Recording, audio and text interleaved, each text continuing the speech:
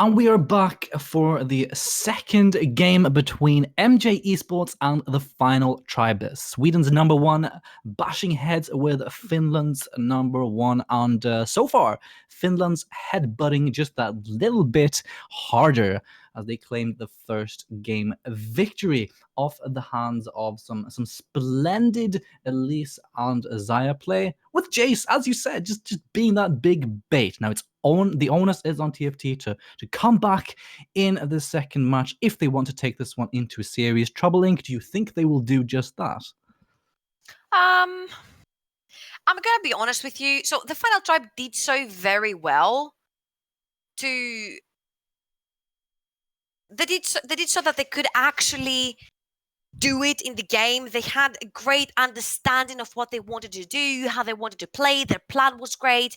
The macro was lacking a little bit, and it felt like once VL started going, oh boy, did he start going.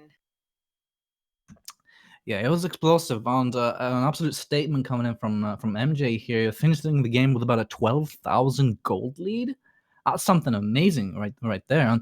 And they're coming out swinging, as we said, looking to close this one out here in game number 2. But you were quite skeptical to MJ's draft. Do you think they could just run the same thing again, as it very obviously worked out for them, even though perhaps a little bit unconventionally so, or will they switch it up big time? I felt like what they were trying to do with the Jace is kind of bait the final tribe into thinking where this Jace could be going, because it could have been a top lane Jace, and then the whole situation with the Kiana would have been so much different. Like if you pick anything that's non-range, then you kind of lose to the Jace, and then it becomes a one lane game only, where you kind of like push your way to victory through one side. But as we're gonna move into picks and bans, let's finish about the Jace. I feel like by swapping the Jace into the mid lane, he's kind of like a corki. So you can pressure the wave, you can clear the wave, and nothing really counters you, since Azir was out in the second picks and bans phase. He was banned out, I think it was from the side of TFT. So with the Azir out of the game, you don't really have any long range mages that can disrupt you from farming. So it was kind of like, yeah, we're left with this Jace. I guess we'll put him in the mid lane so we can win the top lane matchup against the Kiana. And it actually worked pretty well for them. And some similar bans coming in the ban phase for game number 2 here. Kha'Zix, Cassio, and Karma all removed, with Yuumi Lux in response. I know that you were a big advocate of Lux support, pretty much a better Karma, as you yourself said. Yep. And what do you think is going to be the first lock-in here for MJ in this Swinland matchup? It really depends. I want to see an Aatrox probably being taken away for Tatui, because he's really good, it seems, at playing these bruisers / fighters in the top lane. So since he's open, why not get your full team comp around that Aatrox? Unless you want to make sure you grab one of the components of the Lovers duo for your side. And since VL did so incredibly amazing on the Zaya, why not first pick it again? And there is that Aatrox response being hovered now. Yeah, a lot of comfort for VL's Zaya there. Ended the game at 10-0-10. Got that Essence Reaver Infinity Edge power spike and just ran away with the game. A repeat Kaiser pick, however, by Krisberg. So they're saying, wait, okay, they're actually going for the same composition here. And they can't look in the recon, but there's the Jace. You must be baffled right now. Oh my god. I am actually so baffled, because this time, I am convinced that this Jace is going in the hands of Tatui. This Jace is going to be going wherever the Aatrox is going to go, because range versus melee, it's a win for ranged champion. So you delay that power spike potential for the Aatrox. You delay him getting into the fights and winning them for his team by pressuring the side lane constantly. Who better to do that other than a Jace? Now, having Olaf on the side of TFT could change a lot of stuff, because that's a very early game ganker as well, same as the Javan. But for some reason, the Javan didn't really work in the hands of Fraxi. So, do you perhaps think that TFT should draft themselves some high priority, or I should say, MJ should draft themselves some a high priority mid or top laner here to perhaps capitalize on the Olaf, who's very low HP usually when he clears, to allow some room for Debu to really run away with this one? What do you I mean, think? there's quite a lot of things you can do here. You can either leave, Azia and Corki open and give TFC one and you grab the other and you kind of play, the farming game in the mid lane. If the pick is here, you can probably, flex your Jace into the mid lane and have a Nico AD top lane to try and pressure Aatrox again out of that lane. Rakan, though, denied from Eru. Yeah, and that's the price you have to pay when you leave your support pick to the second round while already having that Xayah on your hands. But I mean, they've shown that they're confident to just run the Xayah with whatever, really. And the Thresh now taken away as well, which Eru had a fantastic performance on. And there is that Jarvan, who was flexed by TFT, or flex threatened, I should say. And they actually leave one ban open, and I decide that they only need to target the Jarvan, and that can play a lot of mind games on you. It has to be an Azir. Nah, it's not an Azir for TFT so far, at least. There is that Nolus lock-in. Collide going for that hook champion, robust support. All right, so you're there. trying to deny the Nautilus from Eru Mhm. because I'm actually baffled that this wasn't probably an Azir, but you want to leave the last pick for Royal Can open for him to be able to counter pick the mid lane. It is going to be a Braum though, and usually by picking a Braum, there's a lot of early game shenanigans. So when I mean early game, I mean, wait. No, he's not Clearly going to do it. Okay, I mean early game. As soon as you get into the Rift, there's usually a lot of invade potential. So let's see if MJ have any tactic in there, and Kiana again slip through the cracks. Hopefully this time, if it does get locked in, and it's not gonna get locked in, they're hovering he's sending it over a as in, message. you can pick it again if you want to. The same will happen. That's the message that I got from MJ on this one.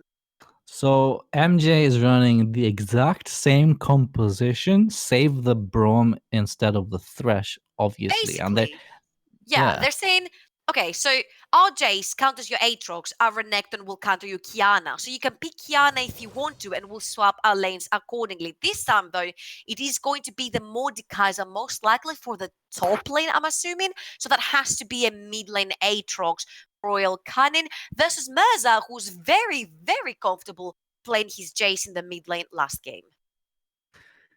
Yeah, how do you think Mordekaiser matches up against a Renekton, though? You're obviously the big Renekton advocate, and Mordekaiser will falter early on. This should absolutely be MJ having full control of the early game, right? I will agree with you. I feel they do have the early game control here, especially because there's not the Rakan in the bot lane to fall victim to the Nautilus early into the game. It's a more beefier Braum. So it's I feel like a greater version if you can't have the Rakan. So Braum will be fine here. I felt like Tamkens would also be great, but then you would be lacking a little bit on the engaged part. But now that you have the Braum, you're all good. And as for the top lane matchup, I feel Tatui will have again a great time. Yes, Wazer will be better off this time with the Mordekaiser because once Renekton comes in, then he can do the AoE damage on him and leech off life off of the Renekton. But again, I feel Renekton outtrades every single champion that walks onto the top lane right now. You're running the Renekton hype train for sure. You're the I am, and in conductor. 914 I will not anymore because he will be permabanned. Oh yeah, with the shield break that's obviously coming in next patch. We'll be updated, I believe, soon about whether or not we'll be moving on to 9.14 next patch. But for now, we're still playing on 13, so Renekton does not have that tool available to him, but still a highly contested pick. Hey, let me get hype now that he still exists. Yeah. Yeah, for sure. I mean, absolutely, yeah. Yeah, I enjoy some Renekton also. Like you can dominate quite hard, but I've always felt as though he ends up having very limited pressure, like post 25 minutes. So I don't particularly like the champion here. I feel like you use him as a tool to just shut down these hard scaling tops. But apart from that, I don't know. I'm not on board. Trouble. That's what I'm saying. Basically, Renekton, even if you're even in lane, you have the 1v3 potential. Your ultimate is insane at doing damage and regenerating health to him, and his Q at max Fury can literally one-shot. So he's kind of like a Kiana at this point. This is why I said before that I don't feel like a Kiana belongs into, the assassin part. He's more of like a fighter slash assassin, something like an Aatrox, something like a Renekton. So not quite a bruiser, but more of a fighter. And I do believe that Renekton is one of these champions that mid-game, he's like a Rumble. He gets into a fight mid-game and he can turn the entire fight around. Now, one thing that could potentially do great against Renekton is the cannon, but we have not seen that yet. Nope, instead we are stuck with another Mordekaiser game. I love me some Mordekaiser, always fun to see the banishes across the board and who he chooses to target. But I'm a fan of the Aatrox's mid. That seems like a high priority in this tournament. We've got several of the mid laners choosing to opt into that champion. And meanwhile, there's a top trade. Wow, Wazer is winning this heavily. They're both level 1. He's tanking minions, but at the same time destroying Tatui. That was a huge wave that Tatui got himself into. His Q wasn't max Fury, and even when it is, you've got one Q versus this time that the shield is channeling around Wazer's Mordekaiser. It was really not a worth trade to take there. You need to be level 3 so you get in and get out. This is literally why Renekton is so good, because you've got that short amount of time to put so much burst in and then get out.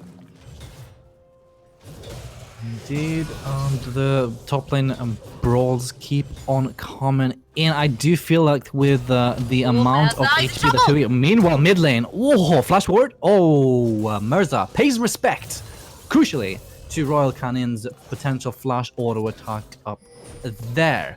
What I was going to say that Tatui, no matter how the matchup is supposed to go, will go with the early chunks that he took, will be on the back foot for quite some time now.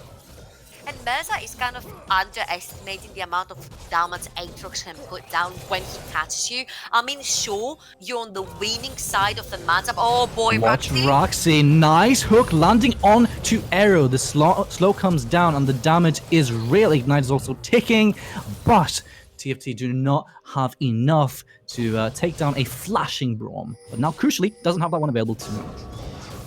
So I wanted to say about Mirza and the Jace that it's very crucial that he lost his flash and his teleport, because the Jace is meant to be a lane that permanently pushes the Aatrox underneath his tower. Now you can't do that if you're flashless and an immobile champion versus Rax's Olaf.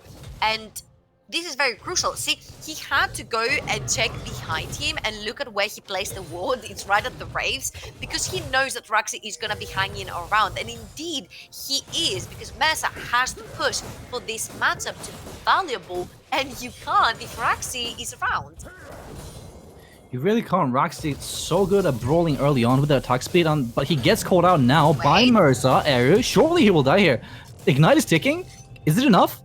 He's gonna survive! Roxy, with the final potion, I believe, ticking, survives with only a millimeter of HP bar there. Royal Cannon finds the attempted engage onto Dibu. There is that backflip landing, not quite on top of Dibu, because he flashes away, and flashes being forced left, right, and center. Really.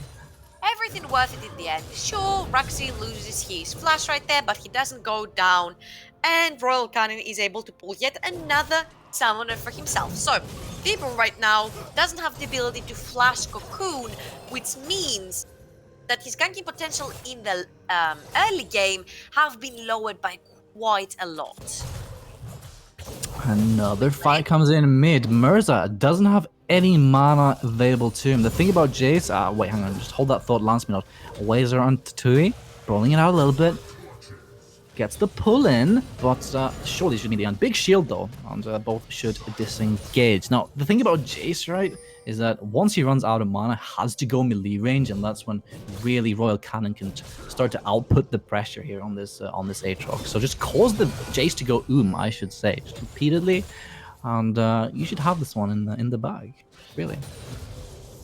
The problem right here is that there's no windows for Debu to do what he did last game, where he was able to follow up every single lane and get a kill from every single one of them. So bot lane, there's no way he's gonna go down there on a Braum Zaya combo to get any kill, not lose his way too tanky for that. You've got the Kai'Sa with a heal this time, no teleports, and Meza has been caught with no flash. Royal Cannon flashes forward, lands the pull in there. Raxi does not find the axe. Cannon finally gets the first blade. It's actually Raxi who takes it. Debu now finds himself at barely any HP, but it's a first blood going over for the final tribe this time around. I'm a little bit confused as in why Royal Cannon did not ult before the kill. I think he wasn't quite level 6 yet. I think the kill is what gave him the level up. Whilst if he already had it, with that takedown, he would be able to revive and dive to kill Debu as well. Nevertheless, that is a kill for Raxi, a much better early game for him. Let's see if he can actually snowball that, because there's a couple of lanes that have no summoners. Of course, if you find Debu in the jungle, Merza still doesn't have flash, and Eru exposed in the bot lane as well. And the snowballing that he's doing is also directly affecting mid lane. Obviously, yes, he gets that first blood for himself, but watch the CS lead. Mid lane, that's an early 600 gold lead. Like that. Only for Royal Cannon, right? And Mirza shouldn't he be the one pushing? Wazor banishes to Tui to the Shadow Realm, but do you really want to bring a Croc in there? Because he'll gobble you right up. They're still brawling. Wazor and Tatui come out with pretty much an even trade, all things considered. And meanwhile, Hookland, bot side, onto the L, forces the heal, stun comes in off of the Braum passive. Raxi is coming down from the river. There's Eru, he snipes it with an axe toss, and Raxi says, yoink, I'm not gonna gank for nothing. Excuse me, I think that was kill secured, because clearly Eru was gonna get away there. Oh, we yoinked it. Well, he gave a helping hand. This is how I take it. They're gonna also secure themselves the Infernal Drake, and now this is a really dire situation to put yourselves in, because yes, even though Tatui cannot really die to Wazer, he can't really put any pressure. Debu has been nowhere, and he cannot gank anyway either. Mirza is in a really bad state right now, where he's being pressured by Royal Cannon, because that flash being pulled very early into the game caused him to not be able to pressure a lane that he should be winning, and VL and Eru cannot pressure as hard because they had no summoners. Well, Eru had no summoners, and now it's L summonerless. So once this Featherstorm goes down, then you've got nothing else to dodge with. And we talked somewhat about how MJ could theoretically pressure Raxi early on with these lanes, but in fact it's been the other way around, with Debu finding himself in between a rock and a hard place. Mirza, meanwhile, engages a fight onto Royal Cannon with Debu right around the corner, but actually he ends, he pretty much tickles the Aatrox as he takes more damage than he outputs. Well, in the top lane, same old story here, just going back and forth, trading a little bit, farming a little bit more. It's pretty much even, just 6 CS difference right there. I don't think too much of a deal. What is too much of a deal though is Rax snowballing on that Olaf, and if you have a little bit of a look-see, composition-wise, TFT is so much superior to MJ, because we said that if this Elise does not snowball early into the games, it literally becomes this kind of cocoon gun where you don't really do much damage, you don't tank any damage, you're just there for that one stun, and it's really not worth it to have a champion for just one stun. So we'll see if they can actually capitalize early into the game, because Debu, yes, he hasn't died, but he hasn't necessarily proved that the Elise has worked early game into this game, just because of his lanes not going that great. So let's see if he can get something rolling for them, because so far he's kind of been game. Yeah, it's rough for Debu this game, and the thing is, he's sort of obligated, I should say, to build a quite squishy kind of build here, because look at the damage spread on the side of MJ. You've got so much AD with that Jace, Renekton, and the Xayah. If Debu, who hasn't been able to have much early game impact, chooses to adapt and go for a more tanky utility type of build, then it becomes extremely easy for the final tribe to itemize with their 4 champion frontline composition that they're running here. So Debu's in a pickle and needs to start rolling a little bit on this Elise. I mean, let's think about it a little bit. In the previous game, he started rolling very early. He completed his jungle item. Then he went hook down bot Morello's. lane. Forces Featherstorm. Yeah, it gets hooked. Has to ult for it, but that's a worth trade if you're TFT. It sure is, because he's still flashless. Roxy is hanging around the bot side river. He also has Shelly. So if they manage to grab a kill, they could potentially release the Rift Herald as well in bot lane for some plays. But I think Debu has actually smelled the play, and he's also down there to vent. Big fight bot lane. Eru gets hooked. Actually, the counter gank here by Debu is real, but Roxy, what, he forced the flash away and the heal from Kurzberg also. And there we go. It was looking grim for Debu. Royal Cannon goes under the turret. Remember, if he gets that beautiful knockaway, he could actually find himself dying. In fact, it's Debu who kills off Roxy, who was quite low in the bottom lane. I believe Collide gets the hook onto Debu, and Eru does not find the slow. Here comes the TP. Roxy's entering, and it's a 4 versus 2. I believe Wazor's here, and they should be able to kill off Wazor quite quickly. Banishes Veil to the Death Realm, and he should die here, surely. Oh man, the stopwatch is there. Can he flash away? He doesn't have anything. The bonk lands straight onto Veil's head. It's a 1v1 in the middle of 4 people, but it's picked up by Debu. Oh, Mirza indeed. There it is. Cannot get away from this one, and Royal Cannon gets a kill for himself. I believe that's a 2-0 in favor of TFT, or 1-1 in favor of TFT, plus the added sprinkling of the mid lane solo kill.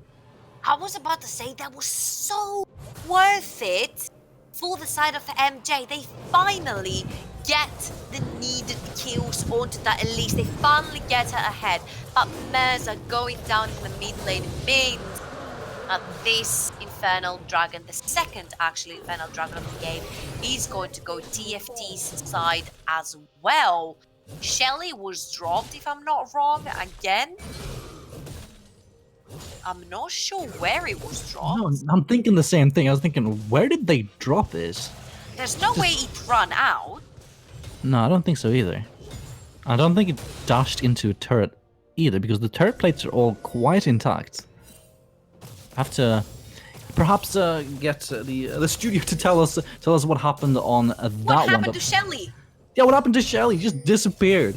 Hugged the Rift Scuttler, perhaps. Collide gets the hook onto Mirza, and Mirza's man. He's drawn the short straw here. 2 games in a row, just forced on the defensive, and getting bullied by the entirety of TFT, really.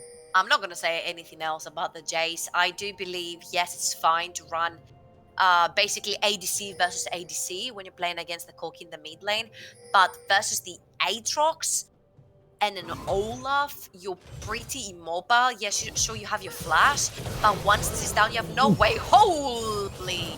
Yeah, Debu's rolling. All our worries have been silenced when it comes to Debu's Elise. I'll tell you that much. Yeah, well, about Mirza, not the same though. Yeah, I mean they sort of cancel each other out there a little bit, but luckily, Mirza will be able to wait for him to sit back, at least from a distance, hopefully, and perhaps assist BL and the crew in a siege. That's great, because if you remember how Debu got the lead for his team last game, it was through that bot lane. It was through snowballing VL. Let's see if Tatui was gonna get out of this. Yeah, Wazor Actually, it's Raxi who tanks the turret. Wazer, I believe, didn't even need to use the death realm there. Oh! No, nice snipe, but you Oh, know, wait. Mirza No, is I hate a Jace. hard punished Jace who doesn't have any damage, unfortunately. Wait, hang on. Debu does have damage, however. There is that Shadow Realm. Wait, Debu? Bonk, Wazer has the... Man, that Mordecai is just too strong. This champion, I'm telling you, trouble. It's kind of crazy.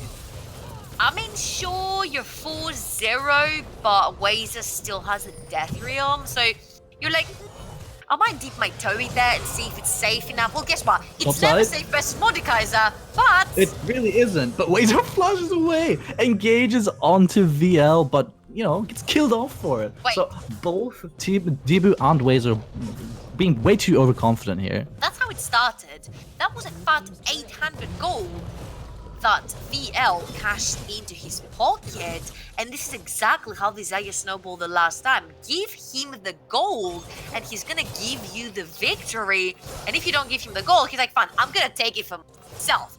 Forces the fight onto Wazer. Wazer, yes, he's strong, but he wasn't expecting the flash feathers from VL. Great moves again. He's really proving that he's got a great hold onto the Zaya. And that's perhaps why they prioritized it so neatly. I believe it was first picked here for MJ, and yeah, he picks up that Executioner's Calling. It's crucial versus several of these champions. All of Mordekaiser and Aatrox all have inherent healing, and you have to shut them down, right? Because if you look a little bit at the gold advantages, we see extreme gold advantages in favor of both Wazer and Royal Cannon. So the Executioner's Calling is one ingredient in the recipe that's required to, you know, cook something that'll burn TFT's tongues. And right now, it's really hard to get anything going. Deathworm is not available in top lane. They've got Wazer. They've caught Wazer, gets rooted up, stopwatches, and should die here at the hands of VL. Nice cocoon there, beautiful. The spider grants vision, collide with the depth charge.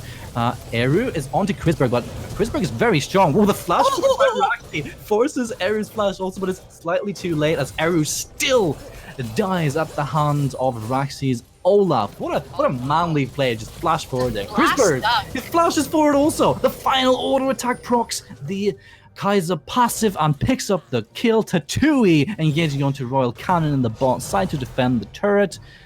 And man, it's happening all over the place, trouble.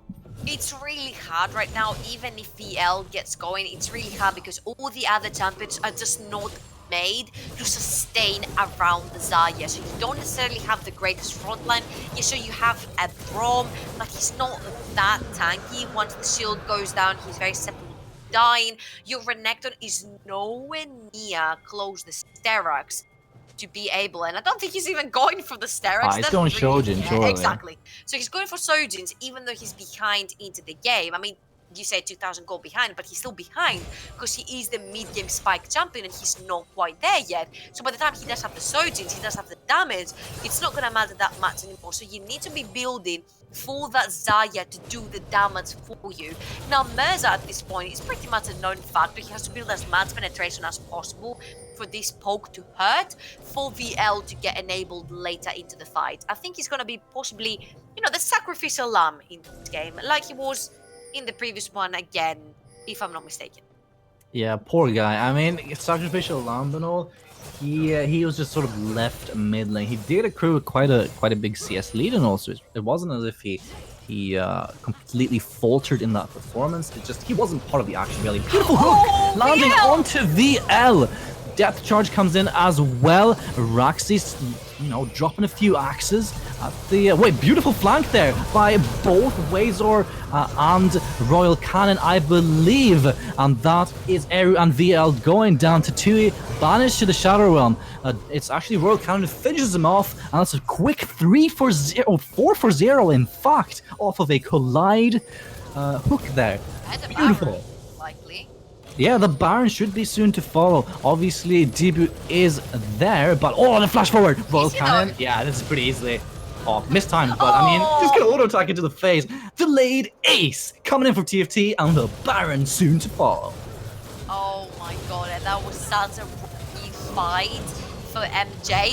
VL getting hooked. Insane performance by Collide. He's sitting on 0, 1, and 7. 50% kill participation so far, but his hooks have been on point. The amount of hooks I've seen VL take in this game is uncountable, and this time it lost them the fight. Of course, I think that even if VL wasn't hooked there, the insane flag from Waza and Royal Cannon would have done the trick. And I don't mean to be a party pooper at this point, but I have the feeling that MJ should be thinking about the next Picks and Bats phase. Yeah, potentially looking at a third game of this match here. And honestly, I love how TFT have adapted how they approached the bottom lane, perhaps, because we talked just a slight bit about this previously. Raxay in game number 2 is trying to get Crisberg and Collide ahead and putting them in a position to succeed. And Raxay's now called out by Debu.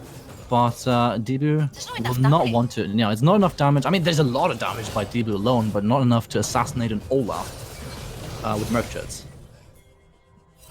And I mean, how do you stop this late game Titans team? I mean, the Aatrox is rolling so hard. Yeah, it's insane. 5-0 and 2. You've got a super strong Mordekaiser who nobody can 1v1 or stop on a side lane. Fraxi is undying. And then you've got a side of Kai'Sa, Nautilus to complete the whole composition. The cherry on top that we say, the late game ADC, nobody asked for, but you need it. Royal Cannon. Yep, Eru is the first one to die off of a cheeky engage there by Wezu and Royal Cannon. Wezu now banishes, I believe it's Debu, and Tatui finds himself on the side of TFT in the middle of several people. Does not manage to pick up the kill there, but it's 1 for 1 so far. Man, what a fight there coming in from TFT. Both Tatui as well as VL die real quick after that one as well, with Mirza and Debu who do not have the HP bars to continue defending this top side Baron up siege. This could be a top lane inhib for TFT. Wait a second, VL getting hooked yet again. He was the only hope to turning this fight around, but a cheeky sidestep from the two. He was like, nope, I'm not the one that's gonna get hooked. VL ends up with an anchor in the face yet again. Betrayed. And that is, exactly, by his own teammates, by his own crocodile. Well, there's too many animals actually on the side of way too many MJ. animals. Yeah. We got spiders, we got crocs, we got birds all aboard, and TFT, they seem to be bundling them up and putting them in cages as he finds another hook onto Mirza. 0 and 6 for this poor Jace in the mid side. Eru gets sniped off on the hands of Royal Cannon. And there's an Infernal Dragon available to them, but I believe they'll switch it up for the mid lane. They still have Baron buff, remember. Royal Cannon will be able to apply in the bot side as he's fighting against Tatui also. Debu, however, is here for the assistance, but Royal Cannon is just too strong with that Death's Dance. He lasts for such a long time, but yeah, sure. Go for Royal Cannon. The final tribe, yeah, go for Royal Cannon. The final tribe, they don't care. They'll take your inhib, they'll take your Nexus turret. The second one is just about to fall. However, MJ are here. They have a right. Tatui dashes in forward, but he gets killed off by Crisberg. Wazer is under the turret, is used the death ram already. Forced to Zonius. He's quite tanky, remember. And there's a double kill for Crisberg. Make it a triple. And that surely should be the game end for TFT, who equalize against the Finnish first seed. Oh, the Swedes got angry with how the first game ended. A very swift and sweet 24-minute victory with a late game composition in your hands. 10,000 gold in the lead. That must feel very, very good, man. They showed their good face this time here. They were like, okay, we were just practicing, we're testing the waters, put one toe in at the time. Well, MJ ended up chopping these toes off, so they never ended up testing the waters in the first game. But the second one, oh boy, did they show their dominance. So many animals on the side of MJ. Perhaps they had some piranhas in the first game in the water there, but TFT striking back on the side once again of Chrisberg and Royal Can, who ran away with the game. I adore the early impact by Raxi and TFT across the board. As you said, the Swedes got angry and they want to be the kings of Swindon here as they strike back in the second game. I mean, Okay.